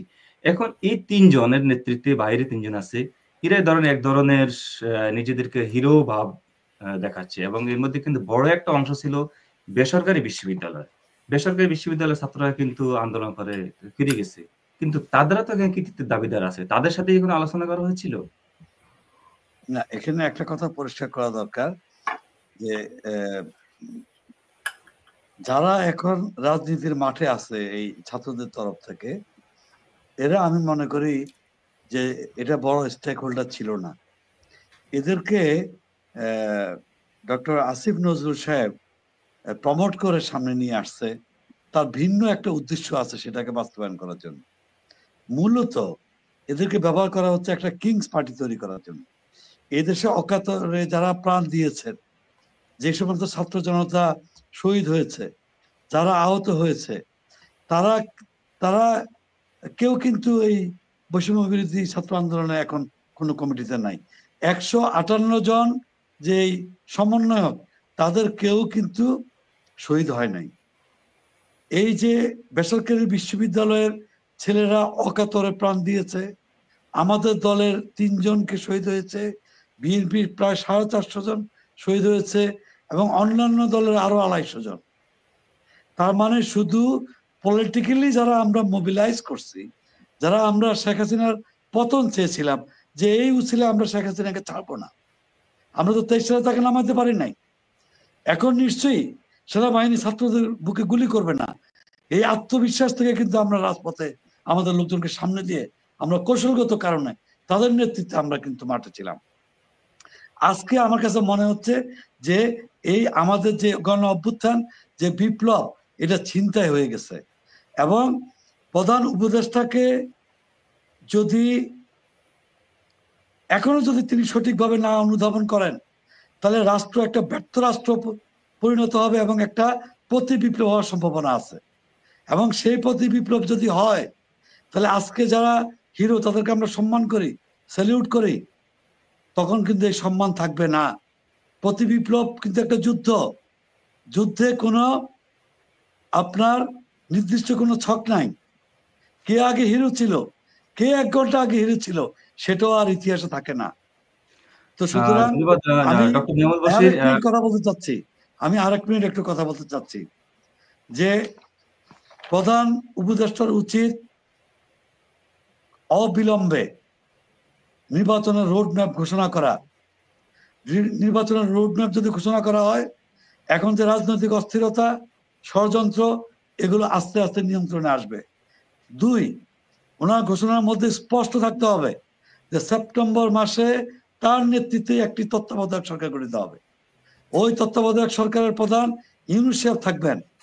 তার বর্তমান যে ক্যাবিনেট, এটি সম্পূর্ণ তারা রিজাইন করবে, তারা পদত্যাগ করবে, চলে যাবে সব। ধন্যবাদ। এবং নতুন করে আমার প্রশ্ন দুদুভাইয়ের 30 কাছে। সেকেন্ড মুকুল সাহেব, নতুন যেই তত্ত্বাবধায়ক সরকারটি গঠিত হবে সেটি 11 সদস্য বিশিষ্ট হবে, যার 1 নম্বরে থাকবেন প্রফেসর ইউনূস সাহেব আর 10 জন বিএনপি সহ আমরা যারা যুগপৎ আন্দোলনে ছিলাম, ইভেন জামাতও ছিল, সকলের সাথে একটি হল রুমে একটা সারাদিন আলাপ আলোচনার ভিত্তিতে 10 জনকে নির্ধারণ করা হবে যারা নির্বাচন করবে না। এবং আমি মনে করি এটা যদি এখনই ঘোষণা হয়ে যায় তাহলে দেশ ঠান্ডা হয়ে যাবে, সঠিক পথে চলে আসবে। ধন্যবাদ। ধন্যবাদ ডক্টর নেওয়াল বশির। আমার শেষ প্রশ্ন শামসুজ্জামান দুদুভাইয়ের কাছে। আমি এরপরে আসছি জনাব আব্দুল্লাহ শিকদার ভাই এবং ডক্টর চৌধুরী হাসান সোহরাওয়ার্দী সাহেব, আপনারা সঙ্গে থাকুন। দুদুভাইয়ের কাছে আমার শেষ প্রশ্ন, এই যে অস্থিরতা এখন চলছে বাংলাদেশের মধ্যে, আসলে বিএনপি বা সমমনা দলগুলো বলে যে শেখ হাসিনা বিদেশে থেকে, ভারত থেকেই এই কলকাঠি নাড়ছে, যার কারণে দেশে আসলে একটা চরম অস্থিরতা বিরাজ করছে এবং উপদেষ্টাদের মাঝে কেউ কেউ আওয়ামী সরকারের পন্থী বা দোষর যাই বলে থাকেন তারা আছে সেখানের মধ্যে, যার কারণে একটা অনেকটা ঝামেলার মধ্যেই চলছে বাংলাদেশের মধ্যে এই অস্থিরতা। গত পরশুদিন দেখেছিলাম জাতীয় বিপ্লবী পরিষদ নামে একটা নতুন দল আত্মপ্রকাশ করেছে, সেখানে গণ অধিকার পরিষদের সহসভাপতির উপরে হামলা হয়েছে। তারা প্রথমে দোষ দিয়ে ছাত্র দলের উপর, ছাত্র দল আবার একটা বিক্ষোভ মিছিল বের করেছে। একটা অস্থিরতা, আসলে এই অস্থিরতা থেকে কিভাবে উত্তরণ পাওয়া সম্ভব? এবং ডক্টর নেওয়াল বশির বলছেন যে সেপ্টেম্বর মধ্যেই একটা উপদেষ্টা পরিষদ গঠন করে প্রধান উপদেষ্টা ডক্টর ইউনূস এবং বিএনপি সহ অন্যান্য সমমনা দলদের 11 জন নিয়েই উপদেষ্টা পরিষদ গঠন করে দ্রুত নির্বাচন দেওয়ার জন্য। এই যে অস্থিরতা, নির্বাচন এবং বিএনপি চ্যালেঞ্জ, এই বিষয়ে সরকারের কথা বলেছি সেপ্টেম্বর থেকে। আমি 1 মিনিট কথা বলে চলে যাই, কারণ আমার 45 মিনিট থাকার কথা ছিল, তো এখন প্রায় 50 হতে আর 1 মিনিট বাকি আছে। তো আমি যেটা বলি এক কথায় শেষ করে দিই, এই সরকার যদি কালকে নির্বাচনে একটি রোডম্যাপ ঘোষণা করে এবং সুনির্দিষ্টভাবে দিন মাস উল্লেখ করে, তারপরের দিন থেকে এই সংকট আস্তে আস্তে দূর হওয়ার সম্ভাবনা দেখা দেবে। যদি নির্বাচন ব্যতি রেখে অন্য যা কিছু করুক, সংকট তীব্র হবে এবং অনিশ্চয়তার মধ্যে দেশ চলে যাবে। সেটা সকলের জন্য, সরকারের জন্য, দেশবাসীর জন্য, সকলের জন্য মারাত্মক পরিস্থিতি ডেকে আনতে পারে। আমার মনে হয় এতটুকু বুঝবার মেধা ডক্টর ইউনূস এবং বর্তমান সরকার যারা আছেন তাদের আছে বলে আমার বিশ্বাস। আর শিকদার ভাইয়ের ওই পরামর্শটা আমল দিয়ে যায় যে সকল রাজনৈতিক দল যারা সাপোর্ট করছে, শ্রেণী পেশার মানুষ, তাদের সঙ্গে সম্পর্কটা আরো নিবিড় করা, আরো কাছাকাছি করা, তাহলে আমার মনে হয় যে দ্বিধাদ্বন্দ্ব গুলো তৈরি হয়েছে, হতাশা তৈরি হয়েছে, কেটে যাবে। নির্বাচন ছাড়া সংকট কাটা কোনো দ্বিতীয় পথ, এটা আমার কাছে মনে হয়। প্রধান উপদেষ্টার সাথে একমত যে আগামী বছরের জুনের মধ্যেই, সে যে বলেছেন এই বছর শেষ অথবা জুন, তার মানে তার আগেও তার প্রেস সচিব বলেছেন জুন পর্যন্ত হতে পারেন। তার আগে সেনাপ্রধান বলেছেন 18 মাসের মধ্যে, সে 18 মাস দ্যাটস মিন্স জুনের মধ্যেই। এর সঙ্গে কি আপনারা একমত কিনা? একমত। Thank you. ধন্যবাদ দুদু ভাই, আমাদেরকে আপনি সময় দিয়েছেন। আমরা এখন পরবর্তী প্রশ্নে চলে যাবো জনাব আব্দুল্লাহ শিকদারের কাছে। দর্শক, আমাদের সঙ্গে কথা বলছেন এতক্ষণ বিএনপি ভাইস চেয়ারম্যান জনাব শামসুজ্জামান দুদু। এখন আমরা চলে যাচ্ছি বিএনপির ভাইস চেয়ারম্যান, বিএনপি চেয়ারপারসনের উপদেষ্টা জনাব আব্দুল্লাহ শিকদারের কাছে। জনাব আব্দুল্লাহ শিকদার, আপনার কাছে আমার যে আর একটা প্রশ্ন, এই যে রাজনৈতিক অস্থিরতা, বিএনপি সমমনা দলগুলো বলছেন যে, আমি সেই প্রশ্নটা আবার আপনার ভারতের থেকে বসেই তারা ষড়যন্ত্রের কলকাঠি নাড়ছে এবং কোথাও কোথাও দাবি উঠছে উপদেষ্টা পরিষদের মাঝেও কিন্তু আওয়ামী লীগ সরকার এবং প্রশাসনের মাঝে তো আছেই আওয়ামী লীগ সরকার নিয়োজিত উচ্চপদস্থ কর্মকর্তারা। তো সেক্ষেত্রে একটা সেখান থেকে অস্থিরতা বিরাজমান, অস্থিরতার জাল বা কলকাঠি নাড়ছে। এক্ষেত্রে আগামী নির্বাচনে বিএনপির সামনে বড় চ্যালেঞ্জ কি হতে পারে, আপনি কি মনে করেন? আমি এখানে দুটো পরামর্শ আসছে, আমি যদিও হাসান সরোয়ার্দী ভাইয়ের বক্তব্যটা শুনিনি। সেটা হলো একটা অন্তর্বর্তীকালীন সরকারের কথা বলেছে আমাদের নিয়ামুল বাশির ভাই। আর একটা কথা যেটা আমি বলছি দুদু ভাই সেটা কি করলেন, সেটা হলো যে রাজনৈতিক দলগুলো দীর্ঘ 16-17 বছর ধরে রাস্তায় ছিলেন, আন্দোলন সংগ্রাম করে অসীম ত্যাগ তিতিক্ষা তারা মানে করেছেন, ত্যাগ তিতিক্ষা তাদেরকে অর্জন করতে হয়েছে, নির্যাতনের শিকার হয়েছেন, সেই সমস্ত স্টেক হোল্ডারদেরকে সাথে নিয়ে যদি প্রফেসর ইউনূস যে সম্পর্কটা নিবিড় করে একটা জাতীয় সরকার জাতীয় কিছু করেন, আমার মনে হয় যে পরিস্থিতি স্বাভাবিক হবে। কিন্তু তা না করে এইসব এনজিওর ওয়ার্কার দিয়া দেশ যে চলে না সেটা তো দেখতে পাচ্ছি আমরা। আরেকটা জিনিস হলো যে যাই হোক, ছোট হোক বড় হোক, 2-4টা মন্ত্রী টন্ত্রী 2-4 ধরছে, 2-1টা এমপি টেমপি, কিন্তু সরকার বা শেখ হাসিনা কি এই সমস্ত এই কয়জনকে দিয়ে অপকর্মগুলো করিয়েছিলেন? প্রশাসনের মধ্যে একটা লক্ষ্য চ্যালেঞ্জের সামনে আনা হয়নি। এই আমলাগুলো, এই শয়তান আমলাগুলো সবগুলো ইনট্যাক্ট রয়ে গেছে, একটা আমলাকে ধরা হয়নি। কেন? আপনি সেক্রেটারিয়েটে গেলে দেখবেন মুকুল যে কোনো টেবিলে কোনো কাজ হচ্ছে না, সবাই রুটিন ওয়ার্ক করে বসে আছে, টেবিলে থাকে না, কোট ঝুলিয়ে দিয়ে চলে গেছে, মিটিং আছে, সিটিং আছে। আর যে 3টা ছেলে আমাদের উপদেষ্টা, এদেরকে যেখানে একটা ট্রাকে নিতে নেওয়ার ক্ষমতা ধরেন 5 টন, আপনি ট্রাকের উপরে চালাইছেন 35 টন, তো ট্রাক তো চলবে কি? ট্রাকের তো যান বেরিয়ে যাওয়ার মতো অবস্থা। এই ছেলেগুলোকে সারা দিন রাত টেবিলের মধ্যে সিগনেচার করার কাজে লাগাই দেওয়া হয়েছে। এটা হলো আমলাদের শয়তানি। আমলারা যে কি জিনিস এইটা তো আমরা হারে হারে জানি।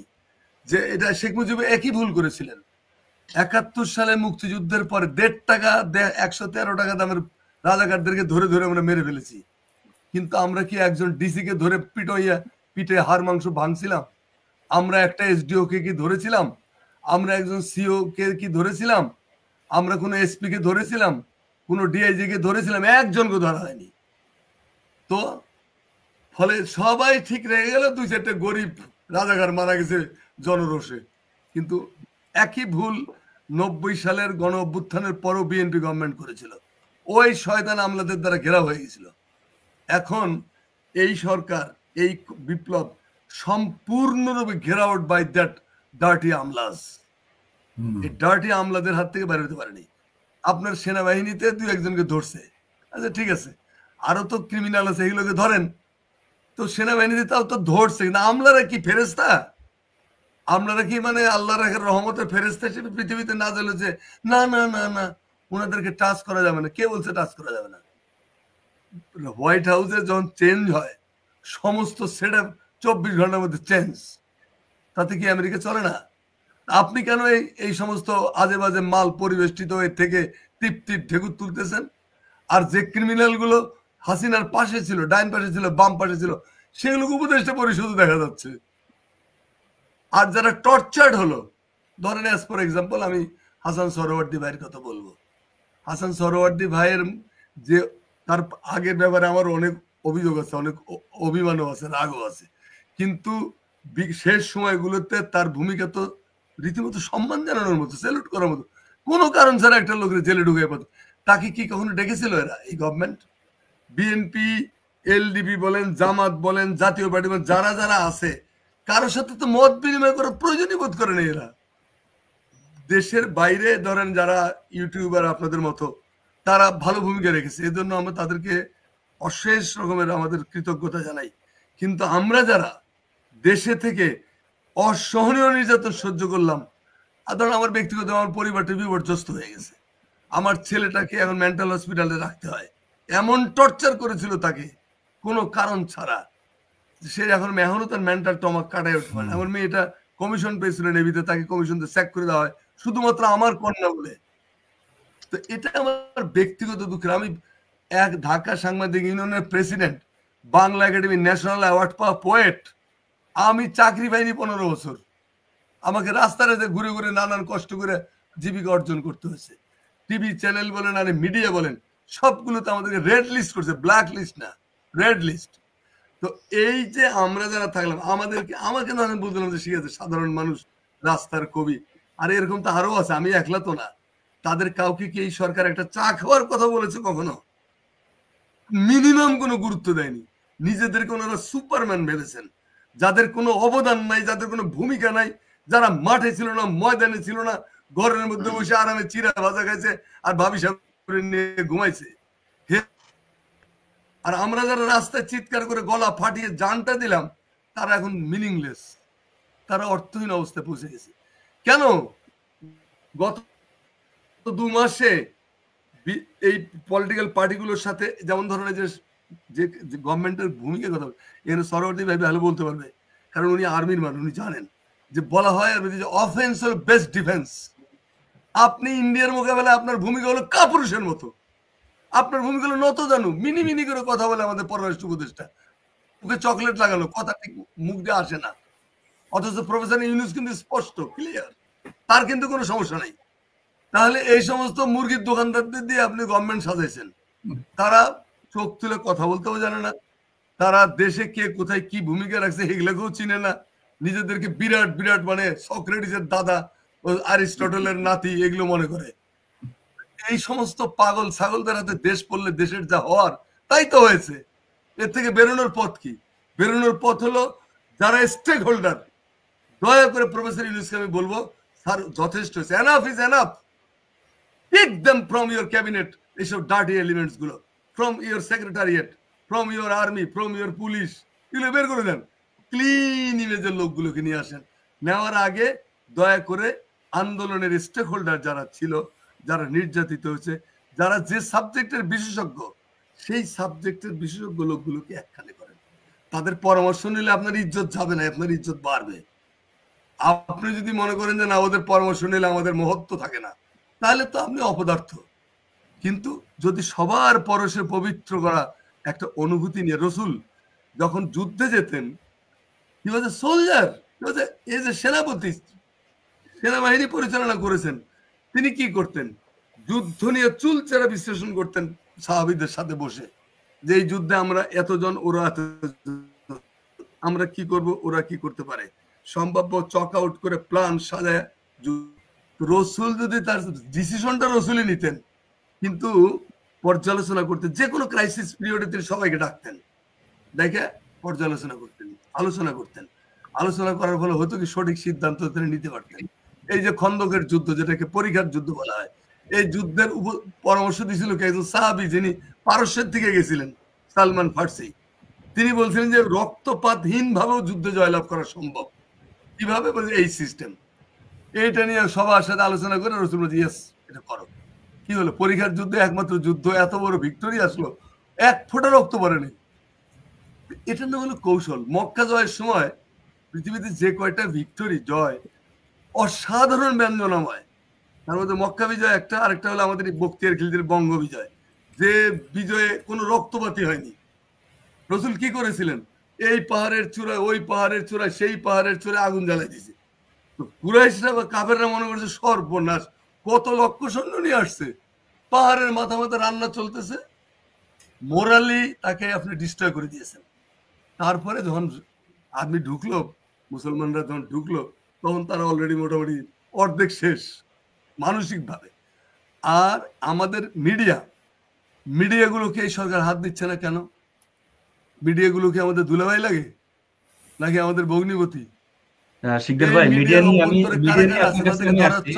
চিহ্নিত করা হচ্ছে না, সবকিছু করবে। আর আপনারা আরামের ডিল, এটা তো হবে না। ছোট ছোট ছেলে মেয়েগুলোকে আর কত খাটাবেন? নিজেদের মাথাগুলোকে খাটান। মিডিয়ার ভূমিকা অত্যন্ত কাপুরুষোচিত। তারা ইন্ডিয়ান প্রোপাগান্ডার বিরুদ্ধে তাদের ভূমিকা রাখতে পারেনি, তারা খেলছে ডিফেন্সিভ। কে রে ভাই? এই যে কলকাতার একটা চ্যানেল বাংলা বাজার, এটা ইউটিউব চ্যানেল, অনিকেত চট্টোপাধ্যায় কালকে মারাত্মক সুন্দর একটা প্রোগ্রাম করেছে। বলছে যে বাংলাদেশের এক চিন্ময় মহা ব্রহ্মচারী, যে একটা চরিত্রহীন লম্পট হিসেবে চিহ্নিত, যাকে ইস্কন থেকে গেট আউট করে দেওয়া হয়েছে, বের করে দেওয়া হয়েছে, যার বিরুদ্ধে শিশু এবং নারী নির্যাতনের অভিযোগ আছে, সেরকম একটা লোকের জন্য ভারতের কান্দাঘাটি দিকে মনে হয় যে একেবারে মানে ভূমিকম্প হয়ে গেছে ওখানে। কেন? ভারত তো সেই দেশ যে দেশে 3,72,000 লোক, কেউ 10 বছর ধরে, কেউ 8 বছর ধরে, কেউ 6 বছর ধরে, কেউ 4 বছর ধরে বিনা বিচারে জেলখানে পচে মরতেছে, বিনা বিচারে, তাদের ট্রায়ালও হয়নি, অভিযোগও দায়ের করা হয়নি। এমনকি এই যে 3,72,000 লোক বিনা বিচারে আটকে আছে, এর মধ্যে 3,25,000 হলো মুসলমান। কই? এটা নিয়ে আমাদের মিডিয়াগুলোর বক্তব্য কোথায়? যে তুই এটা নিয়ে কথা বলার কে রে নরেন্দ্র মোদী? তুই তো এটা কসাই, তুই তো গুজরাটের কসাই, তুই তো মানুষ হত্যা করে, তোর চরিত্রই হলো সাম্প্রদায়িকতা, শিকদার হিংস্রতা, ভাই, ঘৃণা, আমরা হিংসা। আমরা ফিরে আসছি আপনার কাছে। আমার সর্বশেষ একটা প্রশ্ন আছে, আমি এখন একটু যাচ্ছি ডক্টর আমি এটা বলি শেষ করি সওয়ার্দীর যে কাছে। এই যে হিউম্যান স্ক্যানার যেটা করলো, কেন আমাদের মিডিয়াগুলো সেটা পারতো না? মিডিয়াগুলো পারে নাই কেন? মিডিয়াগুলো জানে যে প্রফেসর ইউনূসের সরকারের মুরাদ নাই, এরা পারবে না। অতএব আমরা চুপ করে থাকি, আমাদের বাবা ইন্ডিয়া আবার আসবে, দেশ আবার তাদের দৃষ্টিতে দেশ আবার আমাদের হবে মুক্ত মৃগয়া। এই কারণে শিকদার, আপনার কাছে আমি মনে একটু সময় নেই, আপনার কাছে আমার শেষ একটা প্রশ্ন আছে, সঙ্গে থাকুন প্লিজ। আমি চলে যাচ্ছি ডক্টর চৌধুরী হাসান সরওয়ার্দীর কাছে। আমাদের আসলে আজকে শো একটু দীর্ঘায়িত হয়েছে, কারণ আলোচনা বিষয়বস্তু ছিল এবং আমাদের আজকে অতিথিরাও গুরুত্বপূর্ণ আলোচনা করেছেন। ডক্টর চৌধুরী হাসান সহরাওয়ার্দী, আপনি সেনাবাহিনীর লেফটেন্যান্ট জেনারেল থেকে আপনি অবসর নিয়েছেন, এর মধ্যেই নানান কিছু হয়েছে আপনার সঙ্গে আমলে, সেটা আমরা দেশবাসী অবগত আছি, সবাই জানে, দেশ বিদেশে অনেকেই জানে। এই যে আমাদের আজকে যে বিষয় নিরাপত্তা এবং অস্থিরতার বিষয় নিয়ে আসলে আপনারা অনেক আলোচনা করেছেন, আমরা শুনেছি। এখন কিভাবে অস্থিরতা থেকে পুনরুদ্ধার হওয়া যায় সে বিষয় নিয়ে আলোচনা শুনেছেন, দর্শকরা আপনারা আলোচনা করেছেন। এই যে নিরাপত্তা নিয়ে আপনি কিছু কথা বলেছেন। আমার একটা প্রশ্ন আছে আপনার কাছে, যে বাংলাদেশ সরকার যখন তুরস্ক থেকে যে একটা যুদ্ধ ট্যাঙ্ক কেনার কথা বলেছেন এবং মাঝখানে কথা উঠেছে যে ড্রোনটা নিয়ে আসলে গভর্নমেন্ট ব্যাখ্যাও দিয়েছেন, এবং এই যে পাকিস্তানের সাথে আপনার বাণিজ্যিক লেনদেন, এটা নিয়ে কেন ভারতের এত মাথা ব্যথা? ভারত থেকে কেন নানান ধরনের অসত্য তথ্য উত্থাপন করা হচ্ছে যে বাংলাদেশকে নিয়ে? কারণ বাংলাদেশ তো সামরিক শক্তিতে ভারতের সমমান না, সমকক্ষ না। সেক্ষেত্রে ভারত কেন এত মাথা ব্যথা? ভারতের একজন পররাষ্ট্র মন্ত্রণালয়ের একজন মুখপাত্র এ নিয়ে বিবৃতি দিয়েছেন, সাংবাদিকদের প্রশ্নের উত্তরে তিনি বলেছেন যে এই বিষয়টা নিয়ে অবশ্যই তারা ভাবতেছে, তারা একেবারে অনুবীক্ষণ যন্ত্র দিয়ে তারা দেখতেছে। কেন তাদের এই তৎপরতাটা বাংলাদেশ নিয়ে? অত্যন্ত সোজা সরল ভাষায় আমি উত্তর দিতে চাই। দেখুন, পাকিস্তান ভেঙেছে 1971 সনে, যেটা নিয়ে খুব গর্ব করে ভারত, যে পাকিস্তানের সামরিক শক্তিকে ভেঙে দেয়া হয়েছে এবং এই অঞ্চল তথা নতুন বাংলাদেশ আর কোনোদিন ভারতের বিরুদ্ধে মাথা তুলে দাঁড়াতে পারবে না ইস্টার্ন উইংয়ে, এবং তাদেরকে ডিল করতে হবে শুধু ওয়েস্টার্ন উইং তথা পাকিস্তান। সুতরাং পাকিস্তানের কোনো সাহায্য সামর্থ্য বাংলাদেশের দিকে আসুক, সহযোগিতা হোক, কোনো ধরনের সামরিক চুক্তি হোক, এটা ইন্ডিয়ার পছন্দের বিষয় না। দ্বিতীয় যেটা বিষয় আপনারা খেয়াল করবেন, 2009-এর পর থেকেই কমপক্ষে 4 থেকে 5টা চুক্তি ভারতের সাথে হয়েছে, যে বাংলাদেশের যে কোনো ধরনের আভ্যন্তরীণ সংকটে, জঙ্গি হামলা ইত্যাদি, মৌলবাদী উত্থান, এই সকল ক্ষেত্রে ভারতের হস্তক্ষেপের বিষয়ে তৎকালীন ফ্যাসিস্ট সরকারের সাথে ভারতের একটা আন্ডারস্ট্যান্ডিং বা ডিল হয়েছে, যে ভারতীয় সশস্ত্র বাহিনী ইচ্ছা করলে বাংলাদেশে হস্তক্ষেপ করতে পারে। এগুলো নিয়ে তো এই বর্তমান সরকার কোনো তদন্ত করে নাই, এই চুক্তিগুলি তো বাতিল করে নাই। আমরা ইচ্ছা করলে আজকে একটা বিমানবন্দর তৈরি করতে পারি না সৈয়দপুরে বা নর্থ বেঙ্গলে। এটা ভারতের অপছন্দ, যে কেন সামরিক বা যুদ্ধযান এইগুলির জন্য এটা করা, লালমনিরহাটে, রাইট।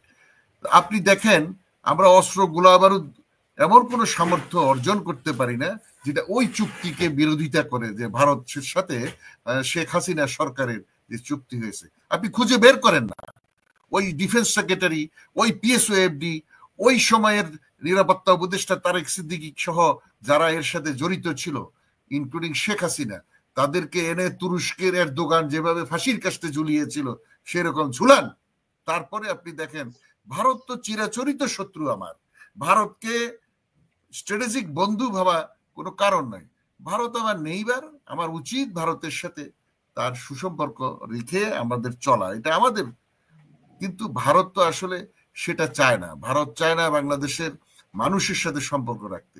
ভারতের সম্পর্ক হলো, যে সরকার আসবে সে হ্যাবিচুয়ালি অবিডিয়েন্ট থাকবে ভারতের প্রতি, এবং ভারত তার অর্থনৈতিক, রাজনৈতিক এবং কালচারালি সর্বশেষ হলো সামরিকভাবে আমাদেরকে সবসময় দমন এবং আমাদের উপর আধিপত্য বিস্তারের জন্য তার মেশিনারিজ, প্রশাসন, সেনাবাহিনী, সরকার ব্যবস্থা সবকিছুতে সে তার আধিপত্য এবং হাত রাখবে।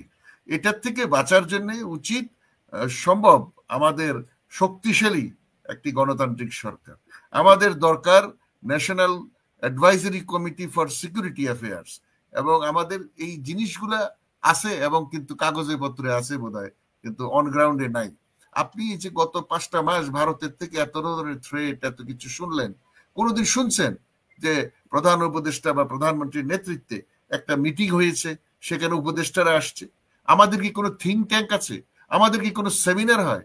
আমি রাজনৈতিক দলের উপরে দায়ী চাপাবো যে ওনারা কি ওনাদের দলের ভিতরে এগুলো নিয়ে আলোচনা করে জাতীয় জনমত গঠনের জন্য চেষ্টা করেন? আন্তর্জাতিক বিশ্বকে কি এগুলো জানানো হয়েছে? হয়নি। আসলে আমরা গণতন্ত্রের সংগ্রামে এত ব্যস্ত ছিলাম যে বিগত 15 বছরে ভারত আমাদের দেশে কি কি করেছে, কি কি অপচুক্তি এবং পরাধীনতার চুক্তি বিগত সরকার ভারতের সাথে করেছে, সেটা খুঁজে বের করা সম্ভব নয়। এই আমলাদেরকে ক্ষমতায় রেখে, এই সশস্ত্র বাহিনীর লোকদেরকে রেখে, এই ধরনের ব্যক্তিদেরকে যারা ইতিপূর্বে এগুলোর সাথে জড়িত, এদেরকে রেখে এই সরকারের পক্ষে, এটা তো নির্বাচিত সরকার না রে ভাই, এটা তো বৈপ্লবিক সরকার না, এর পক্ষে কি করে সম্ভব রাষ্ট্রের নিরাপত্তা নিশ্চিত করা? ধন্যবাদ। জনাব চৌধুরী আনসারউদ্দি, সঙ্গে থাকেন। আমি যাচ্ছি এখন আমার একটা সর্বশেষ প্রশ্ন জনাব আব্দুল্লাহ শিকদার এবং ডক্টর নামুল বশিরের কাছে। আমি দুজন থেকে শুনবো। বাংলাদেশের অস্থিরতা কিন্তু আসলে একদিনেই তৈরি হয় নাই। বাংলাদেশ স্বাধীনতার পর থেকেই নানানভাবে ষড়যন্ত্র এবং অস্থিরতা চলছে, নানা সরকারও ক্ষমতা ছিল, এবং 72টা সংবিধান ছিল 70 অনুচ্ছেদ সংবিধানের। এই 70 অনুচ্ছেদ নিয়ে নানান আলোচনা সমালোচনা চলছে, এবং বাংলাদেশের প্রধান আইন কর্মকর্তা এই বিষয়টা নিয়ে রিসেন্টলি এই উত্থাপন করছে 70 অনুচ্ছেদ নিয়ে। এই 70 অনুচ্ছেদ যদি বাতিল হয় তাহলে কি হবে, এবং যদি না হয় সেক্ষেত্রে কি হবে? আপনাদের দুজনের কাছ থেকে আমি শুনবো কথা। জনাব আব্দুল্লাহ শিকদার, আপনার কাছ থেকে শুনি। বশির ভাই, নিয়ামুল বশির ভাই, এটা 100% পলিটিক্যাল ব্যাপার। বশির ভাই বলুন। না, 70 অনুচ্ছেদ এক্সপার্ট থাকে সেটা বলতে দেন। বিএনপি যখন 2023 সালের অক্টোবরে যে আমরা যখন 31 দফাটা রেডি করি, তখন কিন্তু ওই 31 দফার যেই আমাদের সংস্কারের যে প্রস্তাব, সেখানে কিন্তু 70 অনুচ্ছেদটা থাকবে না। এটা অলরেডি ডিসাইডেড। 70 অনুচ্ছেদটা থাকলে যেটা হয় সেটা হচ্ছে যে আমাদের সংবিধানের প্রথম কথাটা কি, যে জনগণ সকল ক্ষমতার উৎস বা দেশের মালিক, কিন্তু তবে এটা সরকারের মধ্য দিয়ে এটা প্রতিফলিত হবে। কিন্তু আসলে জনগণ রাষ্ট্রের মালিক, এটার মধ্যে তবে কিন্তু দেওয়া যাবে না, ওই জিনিস উঠে ফেলতে হবে সংবিধান থেকে। দ্বিতীয় হচ্ছে 70 অনুচ্ছেদের যেটা মূল ক্ষতি, সেটা হচ্ছে যে জনগণের দ্বারা সরাসরি নির্বাচিত একজন এমপি, সংসদ সদস্য, সে দলের বিরুদ্ধে ভোট দিতে পারবে না। তাহলে কি দল বড় না দেশ বড়? সে নির্বাচিত করেছে কিন্তু জনগণ তাকে দেশের পক্ষে কথা বলার জন্য, সংবিধানকে সমুন্নত রাখার জন্য, সংবিধানকে রাষ্ট্রের প্রয়োজনে, জনগণের প্রয়োজনে সংবিধানের নতুন নতুন আইন তৈরি করা। এবং সে যদি দলের বিপক্ষে চলে যায়, রাষ্ট্রের বিপক্ষে গেলে সমস্যা নাই, দলের বিপক্ষে গেলে তার এমপিশিপ নাই। সুতরাং এটা একটা ডিসক্রিমিনেশন। এবং এটা তারেক জিয়ার নেতৃত্বে যে কমিশন ছিল, মানে আলোচনার জন্য হয়েছিল, আমি সেটা সদস্য ছিলাম। এবং এটা বিএনপি জোট যদি নির্বাচিত হয়ে আসে, এই 70 অনুচ্ছেদ সংবিধান থেকে বিলুপ্ত করা হবে, এবং এতে গণতন্ত্রের যে চর্চা এটা আরো ওয়াইডলি হবে। সংসদ সদস্যরা হচ্ছে সমগ্র দেশের আয়না, তারা সংসদে বসবে, তারা তাদের দলের বিপক্ষেও কোনো খারাপ অ্যামেন্ডমেন্ট যদি আসে তার বিপক্ষে ভোট দিতে পারবে, তারা রেফার করতে পারবে যে কোনো চুক্তি কোনো অবস্থাতেই ভোট ছাড়া করা যাবে না বিদেশি রাষ্ট্রের সাথে। গোপন চুক্তি বলতে কিছু নাই। আপনি আমার শিক্ষক, আমাকে পড়াবেন, আমি যদি না জানি কেন আমাকে পড়াবেন? তাহলে আপনি কিসের শিক্ষক? কেন আপনাকে আমার দরকার? জনগণকে হাত পা বেঁধে আপনি গোপন রেখে চুক্তি করবেন, সংবিধানে এই ক্ষমতা একেবারে অ্যাবলিশ করে দিত, কোনো কথা নাই। এগুলি সংস্কার করেন। ইউনিসেফ তো ভদ্রলোক মানুষ, কিন্তু ওনার তো মেরুদণ্ড নাই, ওনার সরকারের কোনো মেরুদণ্ড নাই, ওনার কোনো স্পাইনাল কর্ড আছে? ওনার সমস্ত ক্যাবিনেট এগুলো সব আর বের করে স্টেক হোল্ডারদের সাথে বসে, যারা আমরা রাজপথে তখন আন্দোলন করছি, মাত্র 38টা দল ছিল, নিবন্ধিত অনিবন্ধিত সবকিছু মিলে। প্রত্যেক দলের সেক্রেটারি, মহাসচিব প্রেসিডেন্টকে দাওয়াত করেন। বিএনপি বড় দল, তাদের 10 জনকে দাওয়াত করেন। জামাত বিএনপিতে ছোট দল, তাদের 3 জনকে দাওয়াত করেন। দাওয়াত করার পরে সকালবেলা শুরু করেন 10টায়। যতক্ষণ না হবে, 1 দিন লাগুক, 2 দিন লাগুক, 3 দিন লাগুক, লাইভ মিডিয়া চলবে। আপনি রাষ্ট্রের জন্য কাজ করবেন, মিডিয়া আসতে অসুবিধা কিসের? ধন্যবাদ সেখানে আলোচনা হবে। নিয়ামুল বশির ভাই। সংবিধানে শুধু নির্বাচন করার জন্য ইমার্জেন্সি আপনার রিফর্মেশন কি দরকার, বাকিগুলো দরকার নাই। বাকিগুলো তারা পরবর্তী নির্বাচিত সরকারের জন্য তারা রিকমেন্ডেশন আগে রেখে যাবে। আমরা নির্বাচন চাই। নির্বাচন এবং গণতন্ত্র পুনরুদ্ধার যদি হয়, নির্বাচিত সরকার ক্ষমতায় আসলে অন্যান্য সমস্যাগুলো গ্রাজুয়ালি শেষ হয়ে যাবে। আমার বক্তব্য শেষ।